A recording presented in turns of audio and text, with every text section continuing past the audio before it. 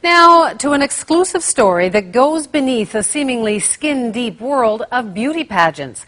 A former teen winner in Nova Scotia has asked police to investigate the organizer of the Miss Teen Canada International Contest for possible fraud. Daryl McIntyre has the story tonight.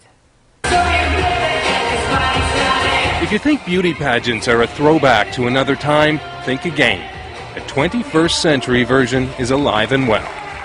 Saturday's Miss Teen Nova Scotia International pageant was downright dreamy for some girls. I think I'd be a good inspiration for younger children my age to... But nobody seemed to even notice that one person was conspicuously absent. Last year's Miss Teen winner, Samantha Smith. She stayed home. Betrayed. Betrayed is definitely the word right there. That sums up everything that I feel in one word, is betrayed. As the winner of Miss Teen Nova Scotia International, one of Samantha Smith's required duties was to move on to the next level and compete at the Miss Teen Canada International pageant in Toronto. She was excited and started trying to complete her entry requirements nice and early, including sending money to the national competition's head office in Barrie, Ontario. By September, she'd sent about half of the required $3,000 when she learned there wasn't going to be a national competition this year. In hindsight, she thinks she was tricked. Smith's beef isn't with the provincial pageant, which has no official connection to its national counterpart. It's with this woman.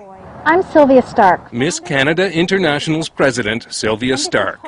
This is an online ad for her Teddy Bears of Hope project, which is where she says the girl's $3,000 fee goes. We now want your help in sending teddy bears to the war-torn country of Afghanistan. There's teddy bears in there. Contestants used to have to collect those too. Smith had hundreds before Stark said to stop because last year's bears still hadn't been shipped. Looking back, Smith says alarm bells should have sounded then. I was always told to me that this was always a good cause, so why wouldn't it be a charity? It sounds like a charity.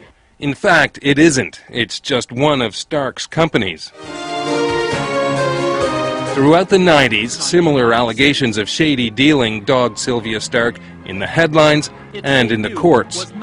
She was successfully sued by former Miss Huronia, now Member of Parliament, Helena Georges, for one. I was expected to fundraise on a regular basis. Fundraise? Mm-hmm. We would hold spaghetti dinners, garage sales, raffles, bikes. We used to keep giving a bike away, which I thought had been given to someone long before. A set of 1995 fraud charges were dropped, but she pleaded guilty to obstructing justice in 1998 for faking a contestant's signature to avoid paying a $2,000 prize. Ask for your assistance. Stark was unavailable to speak to us about Samantha Smith's allegations, but spokesman Peter Boudreau told CBC News the pageant hasn't been cancelled at all, only postponed, and that Smith can compete when it's held next year, probably in the summer. She's filed a fraud complaint with police instead. She says she's done with pageants, but she does keep a few mementos in her bedroom. This is the crown.